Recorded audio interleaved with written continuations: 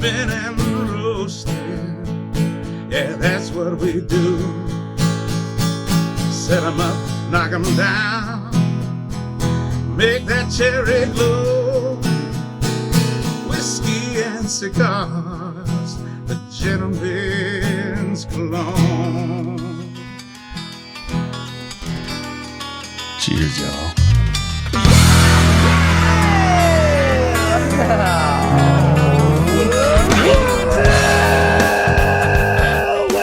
Now that sounds like a party just about to begin, ladies and gentlemen. That was a very odd well, wasn't it?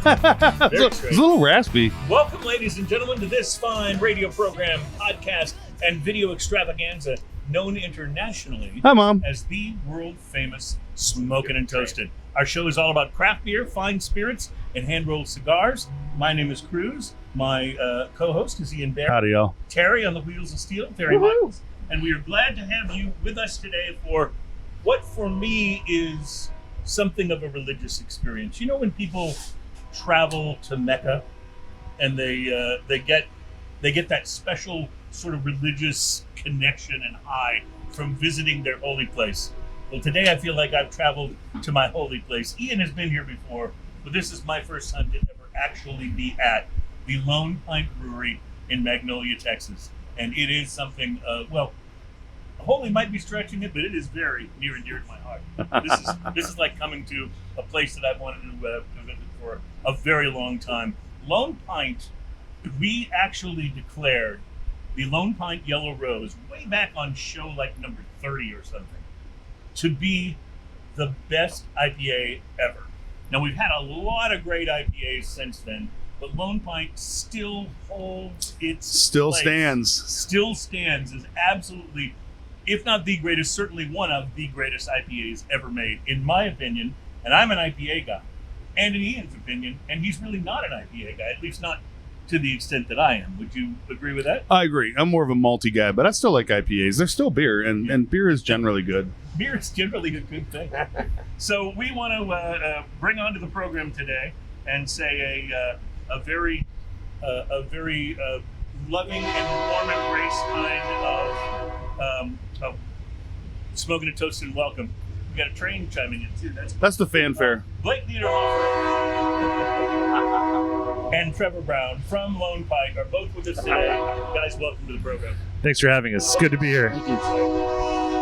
Can I just make a note real quick that all sound effects on Smokin' and Toastin' are real, including 100%. the train horn. To get the sound of the That's train horn, we use a real train. We really right there. got this to come over here. You know what it took me to set that up for y'all? We didn't go out and buy a sound effects library. This is the real That's thing. right. That's And right. We're so glad to be providing the real thing for you. Speaking of the real thing, one of the things we like to do, and guys, we'll get into what I hope is a lot of opportunity to talk about your beers and how wonderful they are. But before we get started with that, it's time for a segment of the show that we like to do here in the first part. Something that we call The Beverage of Mystery. That's right, the beverage of mystery. This is where one of us will bring a beverage, and by the way, that was pre-recorded, but we did make it ourselves. Yes. So it still kind of falls into the Still authentic. That's right. Yeah. The beverage of mystery is where one of us will bring a beverage of some kind. Occasionally it's a beer, sometimes it's a spirit, sometimes it's a cider or a seltzer or something of interest to those who enjoy alcoholic beverages. Only the person who brought it knows what it is. That's why we call it the beverage of mystery. So we taste it, say what we think, and then we do the big reveal of what today's beverage of mystery. This literally just smells like Sprite. And by the way, our beverage of mystery music is called The Visitor by Shane Ivers. You can find him at chosic.com. And here we go. Ian? It just smells like Sprite to me. This, or maybe Fresca? Maybe. Yeah. I never drank much in the way of Fresca, but Yeah? I think I know what this is. Okay, don't say yet. Let's let everybody chime in about what they think about it. And let's see if you're... okay. It's fizzy. It's refreshing. Mm-hmm. It's not sweet, which I like. Right. It's definitely not sweet. Little fabuloso. It's Little- It does have a little fabuloso. Little fabuloso on the nose. This is. What do you think, Ian? It's drinkable. It's better than most seltzers we get because it doesn't have that cloying artificial sweetener thing that sticks in your throat. And I hate that. What do you think? Such a turn off. I'm not sure. It does seem seltzery, but I'm not. I don't drink a lot of those, so I'm not sure exactly where to go with it. I don't get a lot of alcohol on it. No. Yeah. Almost no alcohol. All right. So you think you may know what it is? I think it's one of those faux ranch water seltzers. Faux ranch water? And what exactly is faux ranch water? Well, like a real ranch water is a cocktail or a drink you make. This is a canned version of that that's a lot weaker. Yeah. It definitely has that same fizz. I'm going to do the reveal. Anybody else want to guess before we do the reveal? Is that a seltzer can in your pocket, or are you just happy to see us? Well, I must be happy to see it because it's not a seltzer can. Exactly. Maybe. Kind of, sort of. What we are drinking, gentlemen, is Cheech and Chong Magic Mile High and Dry seltzer. So it is a seltzer with a different buzz. This is THC seltzer. It's THC seltzer? From Cheech and Chong. And I had to open this. That's why it didn't have any alcohol taste. Right. I had to open it over at another table away from you guys. I didn't want to give it away because when I opened the can, it was similar to when Cheech and Chong opened the van door in the movie. No, it wasn't really. I made that. Well, that should make for a fun show. Yeah, exactly. So what do you guys think of that? Is that I ran into a cigar buddy of mine the other day. We were smoking cigars, and he was telling me he stopped drinking alcohol a while back, and he's been drinking these THC seltzers, and he's crazy about it. I don't know. I'd never even heard of them. I didn't know they existed. I just don't know if that could replace beer for me. You know? I don't think it would replace beer. It could be in place of something else, but Maybe. You know what I really like about beer? The taste of beer. Like seriously. Like, I know that sounds obvious and a little on the nose. It's not the effects that it gives you. Well, I enjoy that. There's nothing wrong with that. But I really enjoy the taste of beer because I can get the same effects from a lot of other, from ranch water and stuff like that. Yeah. But the flavor isn't good. Yeah, I enjoy beer so much that I get a little contact high just from walking into a brewery and smelling that wonderful malt and hops and yeast smell. And some people don't like that, even if they like beer. I love that smell. It's beautiful. I think it's, in fact, if they had that as an incense, I would burn it in my house all the time. that would be a great candle to have. It really. I really wouldn't mind if one room in my house smelled like that and one room in my house just smelled like a humidor. Those would be like the best. Smelled like what? A humidor. Oh yeah, that would work. That would totally work. Like when you first open the door to the humidor and you're like, yeah. Well, we're on location at Lone Pint Brewery in Magnolia, Texas, which is a little north of Houston. And we are thrilled to be here. Now, Ian, you've been here before on a number of occasions because your band plays here sometimes, right? I have. Yeah. Over on that not as tiny as it used to be stage. Was it one of those things where you couldn't quite fit all the band members on originally? It was pretty much it, yeah. Yeah, somebody has to sit in the dirt. But no, we did a nice expansion on the stage not too long ago, and now we can fit pretty big bands on there. And we have bands every Saturday night, including Ian's band from time to time. So definitely come check that out. Now, did you guys choose Magnolia as a location for a specific reason? Was it where you live? What's the reason that this is where Lone Pint is? We all live down in Clear Lake, actually. So and this is that was perfect. Right there on the way to work. It is. We had our, my sister and my parents lived in North Dallas and McKinney, and my wife's parents lived in Central Texas in Temple. And we had some friends that lived up here. We liked the Renaissance Fest. We liked the area. Plus, we hated driving across Houston to go visit our parents. So we thought, let's look around. And we kind of liked the area, and so we gave it a shot. Love all of the trees and the shade, and it's got a real, there are some breweries, not knocking them, they do wonderful things, but they're basically slabs of concrete in their outdoor area because of where they're located. And you guys have correct. Lots of shade, and it's got a real sort of like chill and mellow like vibe. Traditional beer garden. Yeah, I love it. I absolutely love it. Well, when did you found Lone Pint Brewery? What year was it? 2012. So we actually leased this building in the January of 2012. Started installing all the equipment. Obviously, we tore the building apart and rebuilt it from the inside, and then shipped our first beer November 30th. 2012. I don't think it was too terribly long after that I tried Yellow Rose for the first time. I was at a restaurant that's no longer open. It was called Table, and it was up in the uptown area of Houston. And they didn't have an extensive beer list, but they had several beers on this short list that I had not tried before. And I thought, oh, we'll try this IPA. And I remember going over to the bartender and saying, what can you tell me about this beer? That's how much I loved it. And subsequently started seeing it in cans. He actually called me after dinner and told me about this beer. That's how excited he was. I did. I was like, we got to find this, man. We got to have it on the show.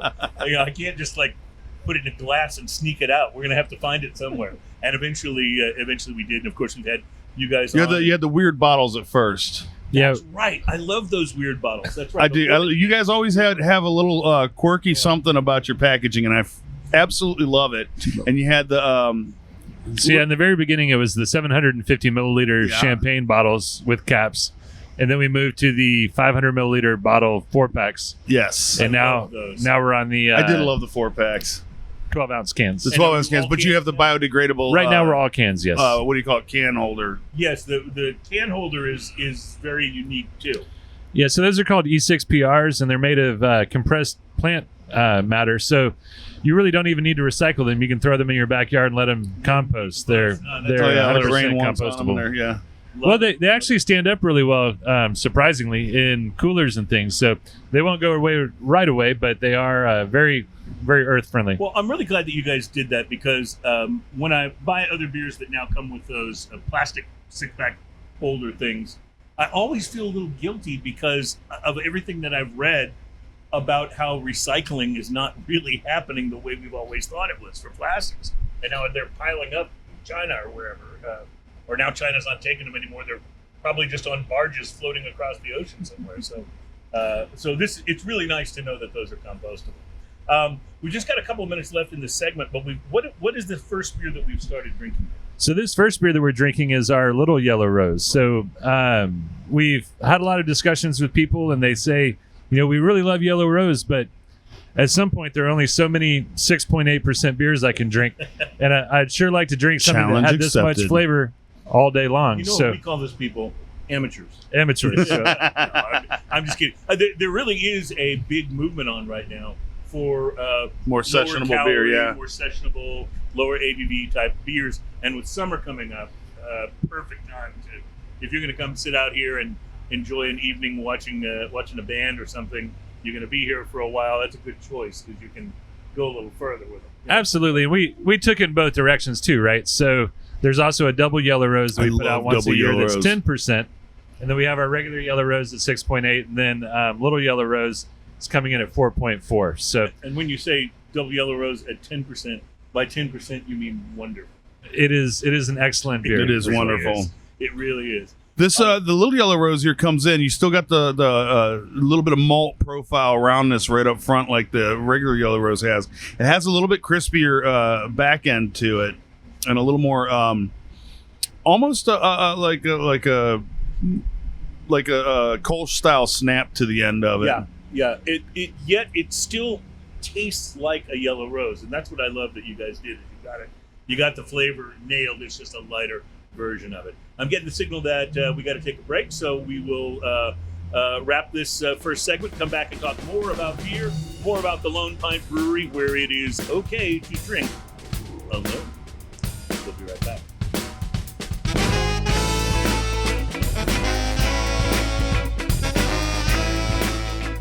Welcome back, ladies and gentlemen. It's Smoking and Toasting. We are on location today at one of the bright spots in Texas craft brewing. This is one of my favorite breweries in the world. We're at Lone Pint, and Lone Pint Brewery is in Magnolia, Texas.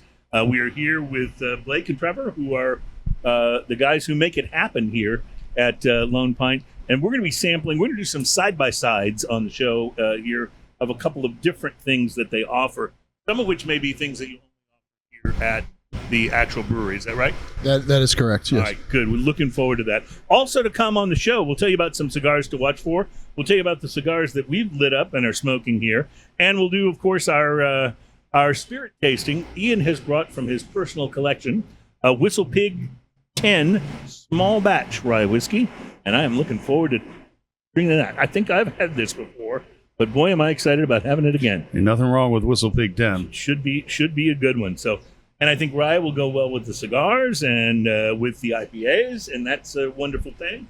So we'll look forward to all of that, and of course, we'll bring you what has become the most popular segment on the program for several years now, and it's really beyond comprehension why that is the case. But we will be bringing you the segment where we bring you a story from the news that is sometimes, but not always, about drinking, but is always best enjoyed when you've been drinking. It's a segment we call Drinking News. And our Drinking News teaser headline for today's story: being a criminal is a real drag, man. I couldn't quite hear did we get that little stinger at the end right? There we go. Just wanted to make sure. It was there, but that's an important part of the show. and then I smacked the microphone. That should come through in your speakers pretty well. If we missed that, I would be, I'd be bummed. So, so we have all of that to look forward to, and plenty of stories to talk about. But I have a feeling we may not get to many of them because we really want to talk beer. When you're at Lone Pint, you want to talk beer, and that's what we're going to do today. So, we started out with the Little Yellow Rose. Yeah, Little Yellow Rose. So it's not just Little Rose, but Little Yellow Rose. And it is very much in the same flavor profile as the Yellow Rose Smash IPA, but you can tell that it's a little bit lighter. What did you say the ABV is on this again? ABV on this is 4.4%. So it's down considerably from the 6.8 the regular Yellow Rose clocks in it. And is this something that's available at retail, or is it only here at the brewery? So it is available in retail. We're shipping it in 15 packs. So Nice. Yeah, you'll be able to find it at most of the places where you buy beer. Right now, it's in the Houston market exclusively, but coming in a couple of weeks, it'll be statewide. So you'll be able to find it everywhere in Texas and then beyond soon enough. I love, again, we talked about this in the last segment, that you guys always put some kind of twist on your packaging. It's not a 6-pack. It's not a 12-pack. It's a 15-pack. That's not an industry standard of any kind, is it? Not really. One of the reasons that we picked it is there are some other, either session IPAs or smaller IPAs in this section that use that format. And so, because it's a smaller beer, you may want a bigger amount. So maybe 12 packs just not enough. I love that. It's absolutely a wonderful idea. Are you guys? Do you have a sort of a pattern as to how often you like to introduce something new at the retail level? Do you have like a goal, like you want to do, 2 of those a year or 1 every other year? Or what's your, or is it just kind of as it goes? No, it used to be that way. That's how we used to run, just shooting from the hip. But it turns out it's hard to, for the sales team to adjust to that, and for the market, they like plans. So now we actually meet before the year and create a whole schedule. Of all the seasonals, all the different things we're going to do, and the new product releases like Little Rose that we just did. I want to ask you guys about where you sort of fit into the craft beer ecosystem, because we saw meteoric growth for craft beer as a thing for a number of years. It slowed. Pandemic might have had something to do with that. Some of it had to do with, I think, competing products such as hard seltzers and other canned cocktails and other things that were coming out. But it slowed. The latest report I read said that beer consumption and beer sales continue to be down, but the craft beer was about flat. And so that would mean that craft beer's percentage of beer sales is actually still rising. The article didn't point it out that way, but that's what the basic math tells you. And how are you guys seeing this? Is the landscape out there still conducive for a brewery like you guys to continue to grow, or do you see it plateauing? When you're making your plans, what are you expecting? Honestly, we're pretty conservative when it comes to business, and so we make conservative, realistic plans as we move forward. I know the industry's been struggling lately. And we've seen a lot of people turning to NA products or low alcohol products like something like this, Little Rose, and it's just there's trends in the industry that come and go. We don't try to guess where it's going to go, and we don't jump all in when something shows that it's going in that direction. But I can say that we've grown at least 10% every year for the past 3 years. So it's. And what about things like shelf space? Is if your plan is to come out with a new beer every so often, then you're going to be hoping for more shelf space at retail, and shelf space is in general a pretty finite thing. How do you grapple with you and all the other breweries introducing new products and everybody sort of fighting for shelf space? So shelf space is something that became incredibly important, especially during the pandemic when essentially all of the bars closed down and the only outlet was either selling beer directly from the brewery or selling through a grocery store. And one of the nice things is, especially probably our largest retail partner is HEB, and they're very merit driven. So the better you do in HEB, the more space you get on the shelves. And they do resets regularly, and they check the numbers and check the sales rates and everything like that. So once you kind of get your foot in the door, as long as you do well and you take care of your placements and everything like that, you can continue to do well. But it is very, very, very competitive, and we see that a lot with the smaller breweries that have trouble when they don't have a regular beer. You see a lot of the small breweries, they come out with a new beer every week, but if you find something you like, it probably won't be there when you come back. Yeah, Ingenious was suffered from that, but it was also part of their ingeniousness too. But it's hard to sell that way. It was part of their identity, I think, is that they didn't necessarily have a core line that everybody knew about, but they would put out these crazy, outrageous beers, and they'd be available for a while. But they wound up not being able to survive, and so that core line. Well, you guys have Yellow Rose. I assume that is your biggest seller, the regular Yellow Rose. Is that right? Yellow Rose is by far our largest seller. We do have a core line, which includes Zeno's, our pale ale. It also includes Jabberwocky, our double IPA, and Gentleman's Relish, our brown ale. And then we have regular seasonals like the Zythophile that we'll be trying in a little while. We do that a few times a year. And so we have some regular things that have trackable, reliable data, and that's really how you become more important to your retail partners. So if you put out something like, let's say, Double Yellow Rose as a seasonal, how good does it have to do? You don't have to give me numbers, but how great does it have to perform for you to go, you know what, we need to do this one all? Well, so a lot of times it's the customers that dictate that. Yeah. So we can't predict that, and I can't quantify that because the retailers ultimately predict that. So as Blake just alluded to, the retailers, they have something called resets. And I don't want to go into any details, but unless you sell enough velocity, you have enough velocity on the shelf of selling enough product in X amount of days, they're not interested in it. Right. And so hopefully we do. We keep the SKU on the shelf. If you don't, that's another approach you alluded to earlier, is you change your SKUs constantly, and that gives you shelf space as well. Okay. All right. I know we got to take a break here. In our next segment, we wanted to do something side by side. What do you have planned for us? Yeah. So one of our seasonals is called Mind Shots. It's a Berliner Weiss style of beer, but we do a lot of special things that are available only in the beer garden. So we have our regular Mind Shots that went through distribution that's available everywhere. But we also have a version that we flavored with mango that we'll be trying alongside it. So we'll get the base beer and then the flavored beer. I love my job. We'll be right back. Smoking this. Yeah.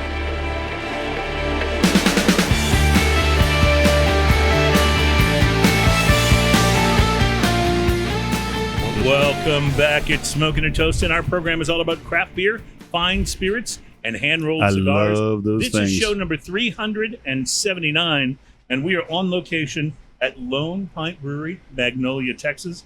Blake Niederhofer and Trevor Brown are our guests from Lone Pint Brewery. You can see they brought out good... This makes, by the way, I think 3 times each you have been on the show. I think that's right, yeah. It's at least that. Yeah, this is my third for sure, yeah. So yeah. It's pretty cool when you can have your favorite brewery on regularly on your show. That just puts me in a happy place. And remember, the last time he was on the show, he gave us hats, and I was telling him before the show, I went to a water park in Katy, like that weekend after, and just standing in line, there was another dad there like, I love that beer, and I love Yeah, Lone you got Pint. it was like great. a sun-style hat. It was the one with the lady on it right there. That's Yeah. like on there. It was that yeah. one. They kind of had the hat with her on it, and I love Lone Pint. Yeah, it's that kind of a thing. It's like you don't see somebody who likes Bud Light see somebody Yeah. else at the water park Yeah. with a Bud Light cap on and go, I love Bud Light. It's Exactly. not the same kind of Yeah, enthusiasm. exactly. Yes, Right? So- yes, for real. He was like, "How often you go? This is great." And I told him I had just gotten the hat, and he was like, "Man, it's so great. I love that place." Yeah, it's That's kind of a different mentality when you're into craft beer and you find one that you love, you're passionate about it, absolutely. It's something. It's almost like part of your identity. Yes. Yeah. I identify with this because it's so good, and I want other people to know that I really really like. Yeah, it. exactly. Yeah, for sure. Well, one of the things that was always important to us was being a beer company first. And sometimes you'll find breweries that are more of a merch company Yes, I know that what you mean. happens to make beer. And so for a long time, if somebody was wearing something Lone Pine related, it was almost guaranteed that they work here or they were personal friends. Yeah. But now we're starting to see more of it out in the wild, and it's always fun to run into people. But that's still my first thought when I see the logo in the wild is, do I know that guy? Yeah. By the way, I love your pint glasses. I think these are awesome.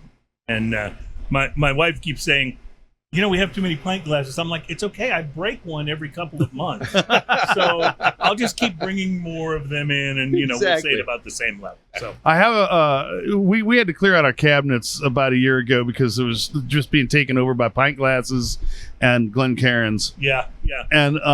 And so I created a whole box, that has the dividers for the glasses. I created a whole box, and that's my spares box. Right, and it just lives in a closet. So when I break something, I go in there and I pull something out because there was some of them I just couldn't let go. Oh, yeah, I'm totally with you. And when you break one, that's terminal. But Yeah, totally with you on that. I got it. We are all smoking cigars here today, which is one of the great things about coming and doing the show outdoors at the beer garden here at Lone Pint. And so I thought we'd talk about them a little because we've been smoking on them, but haven't really mentioned them. Ian, what are you puffing on? So this is one you talked about a month and a half ago, Mhm. and I said I have one of those and I need to smoke it and do a review on it, which I'm not really doing totally, but I brought it with me. This is the Room 101 muzzle loader, Oh yeah. and it is outrageously good. Yeah, I It's so- remember loving the one that I remember Yeah, and it's a solid medium, and the flavor profile has a lot of nutty and campfire things going on to it that don't interfere with the IPA at all so far, which is really nice. Yeah, that's good. Cigars and IPAs are not always the best combination. I found that Yellow Rose actually works pretty well with cigars, but there are a lot of IPAs that may be delicious on their own, but I drink them when I'm not smoking. If I'm As much as I love Stone, the not perfect not example. quite as much with the cigars. Perfect example. Yep, doesn't really work the same. Well, that's good. Now this looks like is this a Rocky Patel, Ian, that he's smoking? Yes, it is. And that's the which That's one? the Vintage Connecticut. Vintage Connecticut. So a little bit lighter cigar. How's that smoking for you? Smoking great. I'll be honest, I'm not a huge cigar smoker, and probably the last time I smoked a cigar was with you guys. So peer pressure. But I am very big on peer Google pressure. gobble, so, one of us. Yeah. that's how all the fun things happen. But no, I'm really enjoying it, so I appreciate you bringing it for me. Not a And- problem. And what about yours? Yours came in a glass tube. Yeah, this is a birthday gift for my father. It's one of those bourbon infused cigars It's I've never a had Ted before. cigar. Ted cigar. It's infused with Maker's Mark. I've never had a cigar like this before. It's a natural wrapper. I prefer a Maduro actually. So it's a little light on the flavor, and I'm not getting any bourbon honestly. So I don't know. Yeah. So what I always get on a bourbon infused cigars, and I think the Ted cigars are pretty, for what they are, they're pretty okay. But I always get a tanginess to the flavor that you don't usually get in a cigar, that sometimes works and sometimes doesn't. But I've had the Maker's Mark Teds before, and I thought it was a fine smoke. I'm smoking the cigar that was given to me a couple of weeks ago on the show by our Smoking and Toasting legal expert Trey Boring, who is also highly involved in the Cigars for Warriors project, and that's where when you're at a participating cigar shop, they'll have a box. You can buy a cigar or a handful of cigars or a box of cigars, toss it into that collection box, and they make sure those get distributed to servicemen and women stationed around the world as a treat. Sometimes these people are stationed in places where they can't just go down the street and buy cigars. And even if they are, to get a gift like that from home can be a really good thing, because the people who are kind of out there on the front lines protecting our country spend a lot of time just killing time. That's a few drops of mental wellness there, you know? Absolutely. And pay attention when you go into a cigar shop, because usually the cigar drop for that will be right by the register. So if you pay attention to the register and you know that that's there, I generally will go in a cigar shop, I'll pick up the cigars I want, and then I'll pick up another something just to toss in a box. Right. You know? And that's a good thing to do. Makes you feel good to do, too. It is nice, yes. Now, Cigars for Warriors also teams up with different cigar manufacturers, and will do special edition Cigars for Warriors cigars. And that's what this one is that Trey gave me. This is the Cigar for Warriors Corojo Toro by Oscar Valladares. You know, I'm looking so forward to smoking mine. Yeah. I love Oscar Valdez. His surprised cigars you are so haven't good. I'm surprised you haven't smoked yours already, because I know you're a big That'll probably be the review for next week's show. Oscar Valladares fan. I'm finding this to be really, really flavorful. It's got that sort of Corojo tang to it that it leaves on your tongue, which I really enjoy, and it's working actually really nicely with this. I wanted to call it Little Lone. Little Rose. Little Rose. Little. Sorry, I'm brain farting today. It's because I'm just so happy to be here. Speaking of reasons to be happy to be here, we now have a couple of things we're going to try side by side. Tell us about this beer and what's different between the two iterations. So this is the Mine Shots. It's our seasonal, this year it's our Q1 seasonal. It's a German Berliner Weiss. I guess that's redundant, but it's a Berliner Weiss. And we've got our standard one, and we also have one that's been infused with mango. So that's part of our in-house program. We have a couple of modified Sankey kegs that you're able to open up the tops, and some of the brewers like to add the current seasonal beers in there, and you can put fruit in there in bags and things like that and seal it back up. It's only available here. What would you say the standard flavor profile of a Berliner Weiss would be for people who aren't familiar with the style? It's basically a very light wheat beer that has some lactic acid, so a little tartness on the end. Tartness to it, Yeah. I love that particular style. Sours I like, but only occasionally. Berliner Weiss I could drink anytime. So sours and tart beers are super safe at the house because my wife doesn't like them at all. Well, I don't know that makes it safe, sir. Well, no, that means I get to drink them. Safe from her. Yeah. Safe from her. Okay, gotcha. Safe from her. But yeah, I like a good sour every once in a while for flavor, but it's not something I drink a lot of. Berliner Weiss, on the other hand, I could drink that anytime. So I personally am not a huge fan of sours, but ours is very lightly soured. It's just got a little bit of tang to it. We actually use a special yeast for that. We don't sour it with bacteria, as is typical for sours. This all comes from a yeast souring process. But the Berliner Weiss as a style is often consumed in Germany and other places with fruit syrups. And so oftentimes people will add those. We went with fresh fruit in ours, so it's going to be a little bit different. So the standard beer is going to be just your similar to style Berliner Weiss, and then the mango is going to be more closely related to a flavored Berliner Weiss. In general, the style is a lower ABV too overall, like generally 3%-ish or lower. And this one's low as well. It comes in at 4.5%. Yeah, well, that's low for you guys. Yeah, it's low for us. It's on the. It's an Imperial Berliner. No, it's not that. But it is. We just invented a style. It is 4.5%, so it is very, very easily consumed on these warmer days we have. Let's try these. We're gonna do these side by side, correct? All right, so I'm excited. Now, is this, which one did you put over? Regular. That's the regular, and on the right will be the mango, okay? Thank you, sir. We pass one this way. Mm-hmm. This one is, the first one you set down is darker. Is that the mango? Will you pass that other mango to me? Awesome. I wasn't told which one is what, but I can tell. It'll be pretty easy to tell which one is mango. Yeah, I bet you can taste it. Yeah, you taste it. You taste it definitely. There's a slight visual difference too. The mango is a little bit lighter in color. Yeah, but when you taste it, you definitely know you've got the mango one. And I think that's just the It's just got more sweetness, and you can really taste it really adds a nice flavor to it. I mean, I also that's love really great. when I'm out in the wild. Oh yeah, that is. And I happen to try a new Lone Pint beer. Since I have Blake's personal number, I always send him a text of it So do you have randomly. when you infuse this beer? Do you actually just take mangoes and what do you cut them up and put them in these bags and then put them into the tanks to be infused? Is that the way it works? Yeah, so this one, we don't actually put it into the tanks. We do put it directly into the keg that we're serving off of here. So it is a little bit different than making a full batch of, say, fruited Berliner. But these ones we're doing one-offs. And so we've done, here at the brewery, we've done blueberry, we've done mango, we've done blood orange. We've done quite a few with this one. How do you extract the juice? Are you pressing it, or what do you? We just put the whole fruit into the just keg. stick the whole fruit in the keg. This is after the brewing. You go. It's just in the keg. Completely when it's in the keg. after brewing, after it's actually been put into another keg. It's not like mashed into a pulp or anything. You just, okay. That's amazing. One of the most, I'm looking for the right word here, legitimate fruit flavors I've ever tasted. Absolutely. Oh, wow. It is not a fake fruit flavor at all. And the difference is the real fruit. It really, you can really taste that. Especially difference. with fruit, you can taste the fake stuff. That is even the in best some of the combination of fruit and beer right there. It's amazing.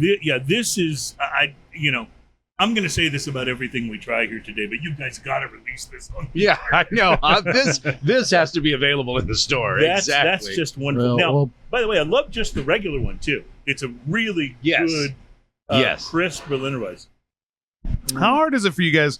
Do you guys, outside of the nitro, of course, do you guys carb everything the same way, or do you have to choose exactly how much carb goes into a beer? Because I find that makes a difference. We have the ability to choose how much goes in each this beer. feels like it has a little less carb than, say, for instance, the little yellow rose that we had. Which is odd because the Berliner actually has a little more carb. Does it really? Than the little yellow rose. Huh. And we saw the fizz truck today too coming in. No, on the mango, because it's had an additional transfer, it could be slightly lower, but the regular Berliner Weiss is carb slightly higher than the regular Honestly, beers. this mango is the mango flavor is like you just bit into the fruit. It's really, it's so legit. You know how we complain about all of those fake flavors or all of the aspartame things when you're tasting all these things? This is the opposite of that. No, it is so real. Yeah, so real. This is legit.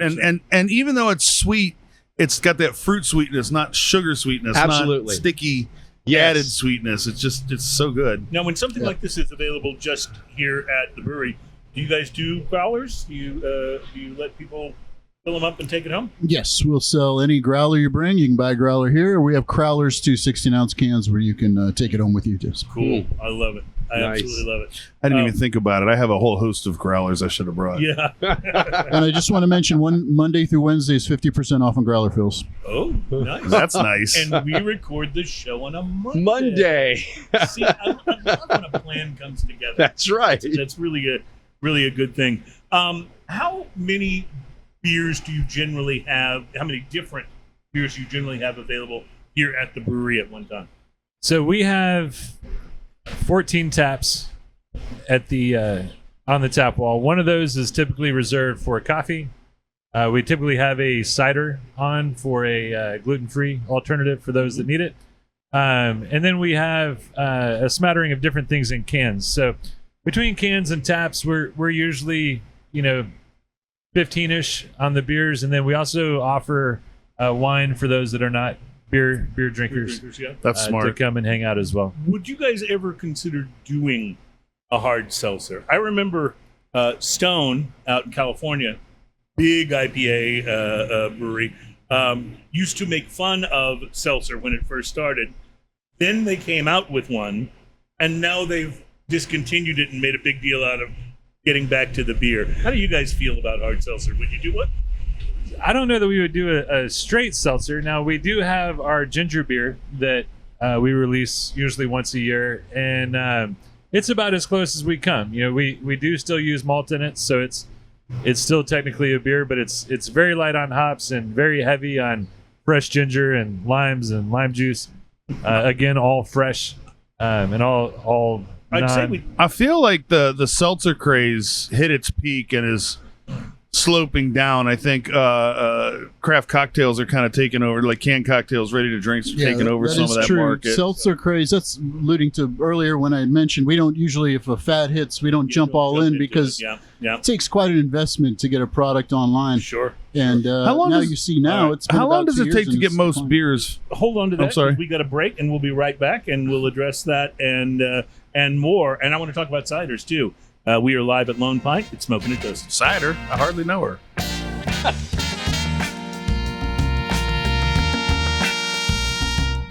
Welcome back at Smoking and Toasting. We're talking a little bit about we're at Lone Pint Brewery, Magnolia, Texas, and we were talking with these guys a little bit about the trends in the alcoholic beverage industry. And you mentioned the whole hard cider thing. You really feel like has already peaked. Is that fair to assess? Hard seltzer, yes. I'm sorry. Yes. I said cider. I'm just, it's not my opinion. I'm just going off of industry, basically industry numbers. So, yes, it seems like it has peaked and it's being slowly replaced by ready to drink cocktails. You also mentioned it takes a little while to like change things over if you were to do something like that. How long does it usually take to get, and I know there's some time varying things, but how long does it usually take to get a beer from conception to keg? Well, we start with the pilot process. So we design the recipe, brew iterations. For example, with Little Rose, I think we did at least 4 iterations. No, 5. If you're going back to Now, did you have those up here for tasting as well? Correct. And kind of like got the vibe from the customers and stuff too? Yeah, and so we usually plan out at least a year ahead of time if we're going to have a debut of a new product. And so we can get the recipe set. We get any new package online. We can get any new artwork registered with TABC and then get the sales team and marketing materials created, sales team prepped. I mean, it takes an effort. I'm just going to put a bug in your barley wine is delicious. Well, we have one over there, so you can try one. I'm on it.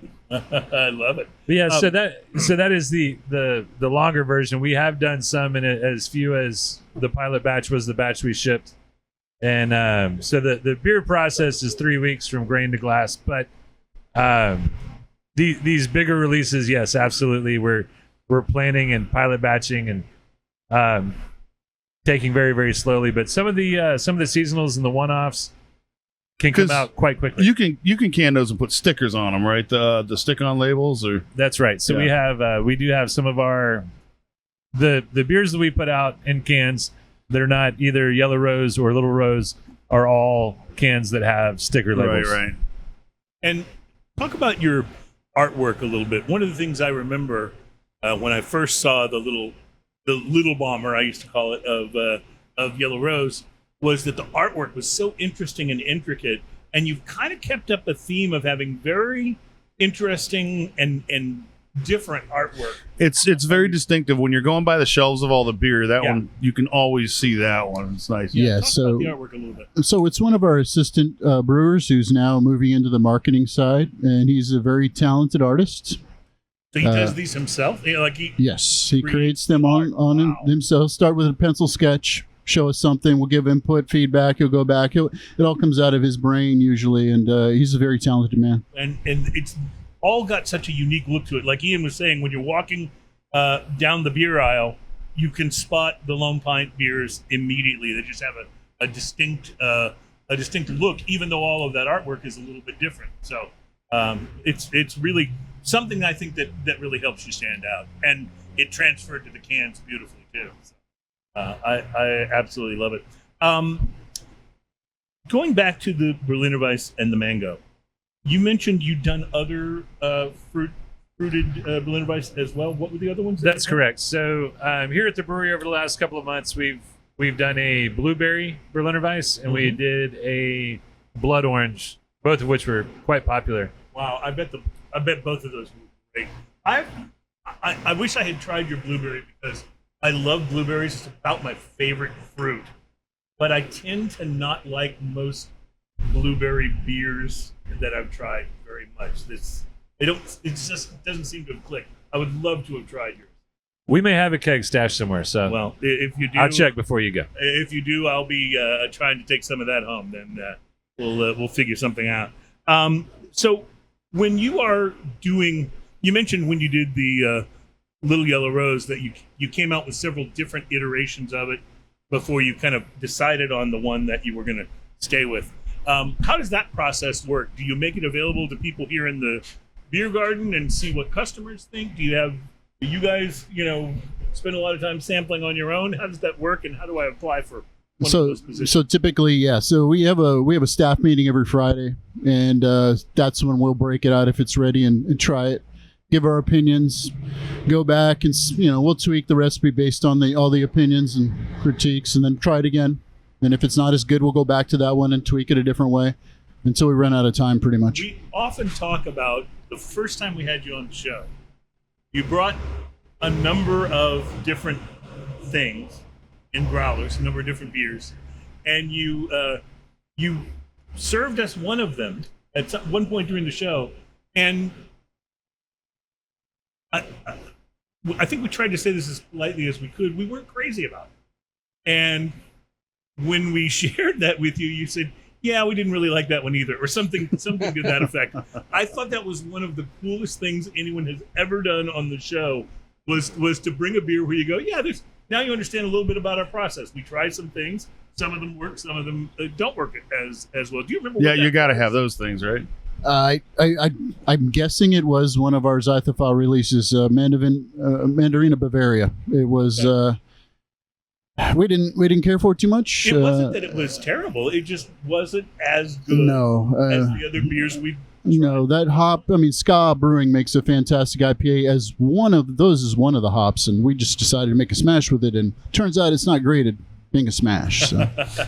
Very, very interesting. Well, so when you're trying something like the Little Yellow Rose, the ones that come out that you don't decide to go with, how many of those are still pretty good, and how many of them you go, "Oh, definitely not this"? So most of them are pretty good. And I usually talk about brewing. It's a lot like cooking. If you start with good ingredients, you know that you like all the ingredients, and you have a good idea of how ingredients work together when you cook, you're probably going to make something that tastes pretty good when it's all said and done. Now, when you get done, you go, "Oh, well, it probably could have used a little bit more salt, or it could have used a little bit more something else," and let's get to where we can really make it perfect. And that's really what we're doing when we're going through this process, is honing the small variables to get it right. We're not still struggling with the beer tasting off for some bad reason. It's more of a nuanced discussion, and that's why we don't always crowdsource the information from the public, because they may or may not have kind of our same goals in mind when it comes to the beer. And one of the things that we've been very proud of over these last 11 years, and Trevor touched on it a little bit, is that we don't chase trends or flavors. We do what we like to drink, and we've been very fortunate in the fact that the public seems to share a lot of our opinions. But I think that comes through. Again, I've never had a beer of yours that I didn't think was good. That one wasn't as good as the others, but even that wasn't bad. But I feel like because you're brewing beers that you like, that kind of passion that you have comes through. It's one of the reasons that you're not going, "Well, we need a stout, so let's brew a stout." I'm not saying don't brew a stout, but the point is that because you're putting things out there that you love, and I think that really comes through, as opposed to just filling a niche. Yeah, I think you can really taste it when people are chasing trends or fads, and you can taste it when someone's heart's really in it. They really love it. I mean, there's a reason that we have so many IPAs on tap when you come up to the brewery, or there's a lot that we have in stores. It's because it's what we like to drink. Right. There are a lot of breweries out there doing killer stouts and killer other things. We do some of that too, but we really focus on what we love, and I think that comes through in the final product. There's a couple things. First off, I love this Gentleman Relish on Nitro. I loved it before it was on Nitro, and I love it even more now. It's just a fantastic beer, malty, delicious, almost a slight bitter, like almost an English style bitter to it, and it's one of my absolute go-to beers from you guys. How has the Nitro changed it for you? It's silky, it gives it that silky round, like almost milkshake kind of mouthfeel that's like Guinness has a little bit, like that kind of silkiness. And I've had other beers on Nitro that don't come across with that kind of silky mouthfeel as much, but it's pretty fantastic. The other thing is, you guys have the destination here for the weekends, man. When my band shows up to play, man, this place is the last time we played here, it was the least full it's ever been, and it was still pretty full. Wow. Yeah, there's not a lot going on in Old Magnolia, so we get a lot of regulars from the area, but we also get a ton of people that are coming in from Austin and Houston and different places that are. We've had them as far as Canada that have come in on beer tours, They've made the pilgrimage is what they've done. And so it's always fun to see and talk to all the different people that come up and figure out where they're from. But we do a ton of stuff on the weekends. We have local vendor markets, and we have live music. We do music bingo on Fridays and Sundays. So there's always something going on up here. I know you guys are pretty heavily available throughout Texas. Has your beer spread out past the state lines? And what does that look like? It's imminent. So we are shipping our first beer across state lines this week to Louisiana. So Nice. Wow, congratulations. It's been a lot of planning, a lot of discussions, and it's loopholes. It's dealing with a whole new state. We've never done this before, so there's a learning process involved, but we're there. I can empathize because the state by state beer laws are just, you have to be crazy to navigate. Have to be crazy. We'll talk a little bit more about that. Plus, it's going to be rye tasting time soon with some Whistle Pig, as well as more side-by-sides at Lone Pine Brewery. We'll be right back.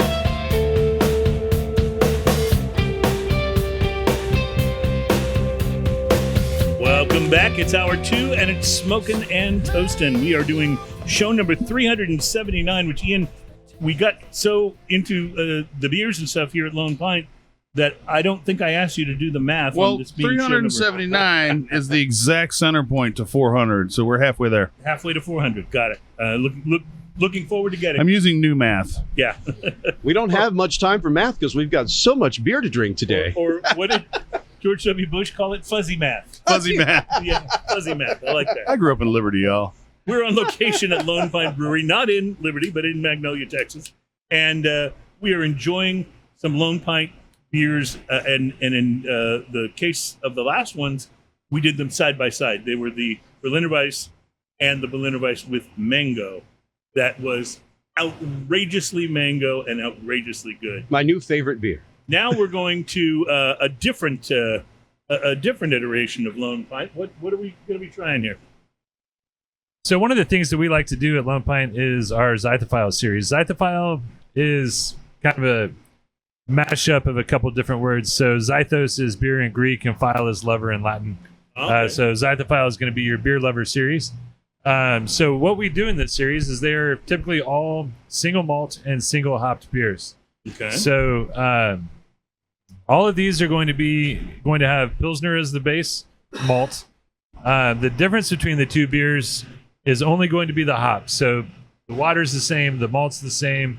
The only change, the yeast is the same. The only change is going to be the hop. So one of the nice parts about this is we usually do these with experimental hops or hops that we haven't had in a while on their own. Usually when you see hops in beers, it's going to be a blend of 2 or 3 or 4 different hops. These are all single hopped in the sense that we only use one type of hop in it. So you'll really be able to get an idea of what El Dorado tastes like as a hop and what Eclipse tastes like as a hop. And that's been one of the interesting things in doing this show is kind of learning what the different hops, what they bring from a flavor standpoint. And that's always easier to do if it is a single hop. So you can really understand what El Dorado tastes like. And what's the new The other one? one is Eclipse. Yes. So that's using an Eclipse. Eclipse is the name of the hop. It's I'm not familiar with that one at all. Is a that... relatively new hop. It's out of Australia, so interesting. it's different than what a lot of people are used to seeing. But it turned out really well. So I'm excited. Is this when you say relatively new hop? Is that like people creating different strains of it? Yeah. So and blending different hop plants, so to speak. So there are a couple of different companies that do this regularly. And they will do thousands and thousands of different crosses every year. And then they'll grow some of those, see how they do, see how resistant they are to weather and pests and everything else. And then what kind of hops do they make? And out of these thousands, they may pick a handful each year to plant a little bit more of, and then those that make it big are offered to brewers like us who like to do a lot of stuff. And then those that make it through all the experimentation phases eventually get put out on the market. So when we started with Mosaic, it was still HB 369. It had not yet. Wow. And that's a really common Yeah, that's a super standard one right. we use. And so these are named. So that means that they've at least gone through a lot of the vetting process. Have you guys ever gotten an experimental hop and tried it and then said to yourself, okay, we're not going to work with that one anymore? Absolutely. Yeah? Yes. So that does happen. Yes. Yeah. But with El Dorado, you decided, hey, this is good enough to bear our name, and we'll put it out. Actually, this is we brought El Dorado back multiple times now. It's one of our favorite hops. It's got a super strong, like orange zest flavor and orangey, juicy orange aroma or flavor and aroma. It's just a great hop. Well, let's try it and talk about it. All right. And then, of course, the Eclipse. While I'm passing you that, what are the characteristics of the Eclipse hop? The Eclipse hop is, Australian hops have a unique flavor to them. It's attributed to the terroir. It's grown at a different location on the planet. Sure. But there are also just different approaches to farming there. And Australian hops have a notable dankness to them that is more akin toward wine than beer on a lot of them. Oh, wow. Nelson Sauvin is one of those examples that really exhibits that flavor characteristic. And I think Eclipse has some of that. It's got you'll notice some melon and some deep fruit. Not a whole lot of citrus at first, and then it gets kind of hoppy and dank at the end. And almost tannin. A lot of tannins come out. Not in an unpleasant way, though. It's pretty good. Are you finding that there's a growing audience for the danker flavored beers? Yeah, well, it depends. So right now, the hottest segment is double IPA. So I think yes, that would be the answer for that. That's the hottest segment in terms of what's growing the fastest. Nationwide, according to the Brewers Association, yes. Totally interesting. Love knowing things like that. All right, so talk a little bit about the Zythophile El Dorado. So the El Dorado, like I said, these are both Pilsner as the base malt, so you're not going to get a huge amount of maltiness from it, but there is enough to stand up to the hops for sure. El Dorado, like Trevor was saying, has an enormous amount of orange flavor, and it's just a really pleasant, easy drinking IPA. It really is. So you mentioned, did you say that it's a Pilsner? It's a Pilsner malt that we use as the base, okay. yes. But it's still an ale. It's still brewed as an ale. Absolutely. It is an IPA through and through. We just use Pilsner as the base malt for it. It's got such a distinct flavor. It gives it almost an orange zest, like just that orange peel kind of zestiness, and a little bit of bitter and astringency on the aftertaste that like makes you want to go back. And it's like that. Remember that gum you used to get that would make your mouth just water? It kind of does that a little bit. Yeah, the bitterness, you're right, has a little sharpness to it. I always think that's like the pith of the orange almost. You're right, right. We call that the Doritos effect. It makes you want more. I absolutely love this beer. And you mentioned you've done this one several times. So how does that work? Like, I think you're about to the end of your season with this one now, and you're about to introduce the Eclipse. Is that what you said? Correct. So yes, we're doing the Zythophile on a 4-month rotation now. Okay. So we'll make multiple batches. It's doing really well for us in the stores right now. So we'll keep the supply on to make sure everyone can try it, and then it phases out. We'll watch the velocity will phase out, and so actually we're shipping the next Zythophile imminently, and there's a little bit left in the market, but by the time it gets there, it'll switch over. So will the El Dorado come back in a year? Or does that change? It could. Honestly, to be honest, this time it did because we ran out of options. We did a bunch of pilot batches with many other hops, and we didn't like any of them. So El Dorado is one of our fallbacks. And what happens to all that beer that you brew that you decide? You make a lot of bratwurst with it? Yeah. No, we make a lot of friends with it, actually. The very first time I brewed with a buddy of mine, I asked him, I was like, what happens if I make a bad beer? And he goes, listen, if you make a good beer, we're going to sit around and enjoy it and get drunk. If you make a bad beer, we're going to get drunk. That's fair enough. That's easier at 5 gallons than it is at 1,000. Yeah. Well, of course it is. When I was a kid, my mom used to I used to love going to what she called, I don't think this was the name of it, but she called it the day old bread store. And Yeah. it's basically where when they come back in and restock the bread at the grocery stores, they take the ones that haven't sold out and they sell them at a discount at the day-old bread store. And they had, muffins and donuts and all kinds of stuff. So as a kid, I thought it was like the greatest thing in the world, and it was really cheap. You guys could do a night like that here at the brewery. You could do, these are the off-brand beers, but they're really cheap. So the ones that we think are good that don't quite make the full cut often do go on tap here at the brewery. Well, that's cool. Because we still like to get feedback from folks, and there are times in the past where we've kind of been on the fence with one, and it's gotten such good feedback that we've decided to maybe give it a shot. But you can usually find, like I said, things here that are not available in the market. Wow, that's one of the cool things about coming and looking at the chalkboard and going, ooh, what is that? Yeah, and being able to try it. But of course, the quandary for someone like me here is that I like your regular line beers so much.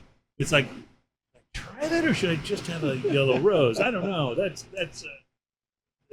can be a tough decision. And that's why we sell flights. I love it. Sure, and you can always take the new, drink the new stuff here that you can't get over, and just take something to go. Yeah, I love it. I will be taking something to go when I leave here today. Let me ask then about the Eclipse. This is new. It's a new hop you had not worked with before, correct? Correct. It was a recommendation from one of our other head brewers, and he said he's used it in the past, and he's right. It's fantastic. That's a incredibly interesting flavor on the tail end of that. That's not like, it's so incredibly different than the El Dorado one. Mm-hmm. First off, this No has citrus whatsoever. It's got like a honeydew or it something. doesn't have that bitter snap that the other one has. There's a slight amount of bitter, a tart kind of bitter slightly on the end, but I mean it really has a little more roundness up front and even a roundness on the finish, like a very aromatic. Floral almost, yeah. Yeah, it's Australia, New Zealand hops are very unique, and they have that unique melon flavor combined with some tannins and some like a Nelson Sauvin. I keep talking about that, but that's what really started the whole craze for the Australia, New Zealand hops because of its unique flavor. Was Australian. It was Australian. Correct. There's a dryness to the finish on this one too. You mentioned this was like something more like wine. What was what were the use of the dark fruit and what was the other flavor you mentioned in there? Melon. Yeah. I'm getting a dryness on the end that's like almost a grapey kind of Finishes dryness. a little like a wine. Yeah. Or almost an oaky kind of astringency to it. I mean, it's been compared to having Chardonnay notes. Yeah, things okay. like that, Maybe that's where I was reaching. Yeah. I absolutely love it. And this is being kind of phased in as your Zythophile as we speak. Is that right? Yeah, so it's this one's actually going to ship on Wednesday, so you'll start seeing it in stores and your favorite drinking spots hopefully by the end of the week. Now, when I pulled in today, I peeked in the brewery. You had the canning line going full tilt in there. What are you canning up today? Today we're canning Yellow Rose. So we had a exciting opportunity last week where our canning line just quit working. So that's awesome. We got it all back online today. I love the way you referred to that as an exciting opportunity. Yeah, See? so Optimism they are here. indeed going full tilt. We're digging back out, but there will be plenty out there. So where are you in terms of the brewery being able to support the current demand that you have? Are you going to need to expand soon? Are you got plenty of runway? What would you say? We are bouncing at the max right now. We're bouncing off it, depending on the week by week, and what's coming out. So we have been actively, planning to build a new facility. So that is moving forward right now as quickly as we can muster. Are you likely to relocate when that happens? I can't really. I don't want to say at this point, but we won't be. I'll say we're not going to be in this exact location. Okay. But we will. Really need you. Yeah, we're leaving everything on the table. So we're just looking. We're doing the best choice for the company. I understand, and I also understand why. If you're in Houston or the surrounding area, this is a great destination spot. It's a nice little town. with a great little brewery. You guys have like we've played a couple times for the Christmas parade that comes through. You guys have events going through all summer, I'm assuming. Yeah. It's pretty awesome. It's a really laid back and awesome beer garden vibe.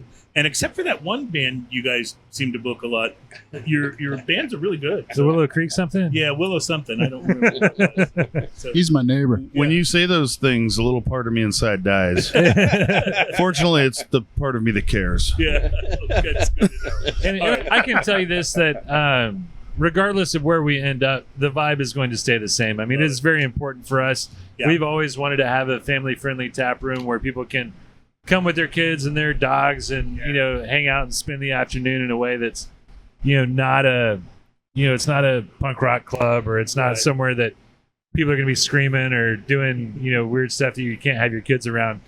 We wanted this to be a place we could bring our families and Kids and dogs. That's not going to change. There's always kids over here on the lawn throwing footballs. Love it. All right, Stuff we're going like to take that. a break. We will be back. We're getting dangerously close to drinking beers. And we have more beers to taste and a little rye whiskey from Whistle Pig coming up. All right.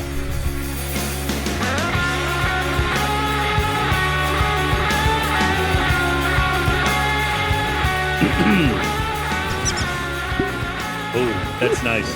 I could even hear that without the headphones on. I love that. Welcome back to Smoking and Toasting. We are so thrilled that you are checking us out on show number 379. It is our program that's all about craft beer, fine spirits, and hand-rolled cigars. And we're talking a lot of craft beer today, although we're going to get into a spirit here in a moment.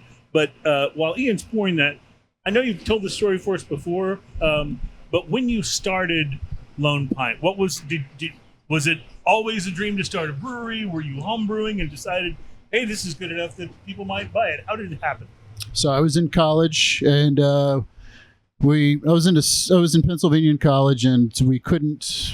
Fake IDs didn't work. They were very strict there. So we would drive to Toronto on the weekends. It was only 6 hours away, and I saw a homebrew shop while we were walking around town one time, and I bought it. It was a standard, white pails, malt extract, and whole leaf hops that were brown, because I don't know what I'm doing. So, so I just brought it back to the dorm and made my first batch, and I fell in love with the hobby.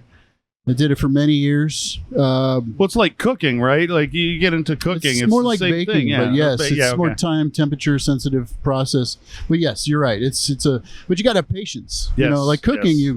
you're done. You try it. You're like, oh, that's great. You also have to do a lot of sanitation. Yes. A lot. Like the better you sanitize, the better your beer is going to be. Well, for sure, sanitation is extremely important. Yeast health and ingredients. But so basically, I did that, went on with my career in engineering, and then we went back and revisited that later. And me and my wife and my sister Heather and Blake, we opened up the brewery later as just something we always loved. I will say this, though. You must have homebrewed some stuff that wound up being pretty good. Because I've had a number of friends who are homebrewers, and I've yet to say to any of them, you should open your own brewery. So you must have. Did you come across something that was similar to what ultimately became Yellow Rose? Not at that time. No, not at that time. I was just learning the ropes. I was into brown ales and stouts. Yeah. Honestly, the two best beers I can remember brewing, one was a strawberry wheat made with fresh strawberries. Mm-hmm. That was pretty good. And another one was, it was like a hoppy English IPA type beer. I called it the Red Line Ale in my notebook. I remember now because I was pretty happy about it, but nothing like this. No, we've really figured out what's going on now, and we're making a lot better beer. So Ian has poured us some Whistle Pig 10 small batch rye, which I have to say makes me a little bit sad because we had Dave Pickerel, the man who blended this whiskey and put Whistle Pig on the map, and then ultimately went on to work with Metallica and do their blackened whiskey. We had him on the show maybe only a year before he passed. Oh, no, it was a couple months. It was a couple months, really. It was that close. Wow. And he was so awesome. Just the most awesome guest. He was just so knowledgeable and fun and so passionate about his and he whiskey. Was, to put the timeline on it, he was just just working with Metallica. Right, He was they just just started. started. They It wasn't started out doing. yet, Yeah, right? it wasn't out yet. They were just starting to do that. So And he was able to complete it before he passed away. And so the original Metallica blackened whiskey, that is a Dave Pickerel blend. And, Yeah. and remains that to this and it's day. fantastic. So, but he was a guy who just, and another one of those guys. You were talking about doing what you're passionate about, brewing, or in this case, distilling what you're passionate about. He was passionate about rye, and at the time, rye was not a hot segment in the whiskey business. It has since come on, and I think Whistle Pig may be responsible for Probably had a some lot of to that. do with that. Yeah. But it has since come on and is much more popular today. You could than get it was. you could get at that point in time. You could get a couple ryes that were on the shelf, but it was always kind of that lower level rye. And when Right. he came out with the Whistle Pig, he's coming out with ryes that are in that upper tier of whiskey, especially price wise. Yeah. But they're that kind of good. And Like, Whistle Pig is not a cheap whiskey, but it is. I'm No, going to this say I is- don't necessarily think it's an overpriced whiskey. no, this is cinnamon and spice and a little bit of bubble gum in the back and a little bit of almost a cotton candy kind of sweetness to it. That's just It outrageously is good. fantastic, I have to say.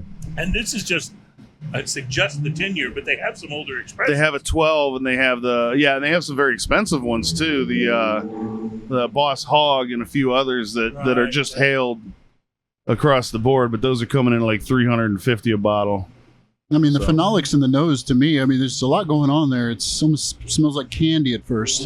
Yeah, Yeah. Ian always mentions the bubble gum that's on the finish a little bit. And a lot of good ryes have that, and some really good bourbons. And too. just to be straight, if you're not familiar with that bubblegum profile in whiskey, for anybody listening who doesn't know what I'm talking about, it's not like your regular bubblegum. It's the kind that you get that has a little powder around it when you opened up the cards, the Topps card wrapper. It's like that stick bubblegum that would come in the cards and stuff like that. The That's baseball rock hard. It kind of breaks up in your mouth. Like, Ian, a little experiment for you. Take a sip of the Whistle Pig, and then go back to your brown ale there. Yeah, I haven't gone back and forth yet. Oh, wow! It turns this into like a malt bomb. Yeah, It's already kind of a malt bomb, almost but like a chocolate malt bomb is what I get after coming back from the whiskey. And then, by the way, if you go back to the Whistle Pig, that's another wonderful little experiment. yeah. Oh, it brings out a lot of vanilla and oak kind of flavors Vanilla, now. oak, and a little bit of like almost maple. It's really, really good. Yeah, I really like that. That's a wonderful pairing, by the way. This Whistle Pig was also a gift for my birthday party a couple weeks ago. Very nice. Very nice. Yeah, I love that. What is this? What is this beer pair well with? Rye whiskey. Yeah, absolutely. And cigars. by the way. yeah. But you know what? Carbone. Are you drinking the IPA? Is that yours? No. No, I'm saying that's not mine. But if you're drinking the IPA, the rye am. whiskeys usually go well with IPAs as well. And it does. I love So, the matter of fact is Different. It's a different profile. I hate to ask, but is this an expensive bottle of? It's going to come in, I think, at about 90. Okay, all right. It's delicious. I have Yeah, to say. You know, 90-ish. it almost tastes like it's. expensive but not prohibitively. I mean, it's got stuff added to it like vanilla. It's so. I assume it's just barrel aged, just for 10 years, but it's delicious. Yeah, I just went back to the Eclipse after this, and that's a wonderful. It just almost brings in a more citrusy note, which it did not have before at all. It's very interesting. Yeah, try that. Yeah, this is apparently the original Whistle Pig right here, the 10-year. They have a few others. They have a 6 that's really pretty good, and that one is substantially more economical. But this 10, they knock it out of the park. We've had the 12 on as well. The one with the red label. I can't remember the exact name of it. What we drank when we had Dave on the show? What he brought in? He brought in the original one, this one, and he brought in a couple of the other expressions. He didn't have the Boss Hog yet because that event happened a couple months later. For the first Boss Hog, but he had this one. He had I think they call it, like I said, there's a red label one, and then another one above that, and he had all three of those. Have you had the Boss Hog? No, I haven't tried it. I haven't either. Is that named after the guy from the Dukes of Hazzard? totally. Or is that, I mean, Who else could be it has to be. I was going to say, there's 100%. only one boss hog in the world I've ever heard of. Still one of my favorite movie memories was watching that as a kid on like ABC or something, right? So they'd gotten the movie and they edited it for television, right? And I still remember Boss Hogg in this one scene. He's looking at Burt Reynolds' character and he's like, "You," and his mouth goes, and the words come out, "Scum bum." It was like, yeah, they should have tried a little harder. Some parts may have been edited for TV. Yeah. And he was a cigar smoker when I Yes, I do recall that. That was back when you could smoke cigars like and on TV and people could see it and not be freaked out about it. So we're smoking and we're on video and we'll be back to do drinking news coming up next. You are listening to and watching Smoking and Toasting. We'll be right back.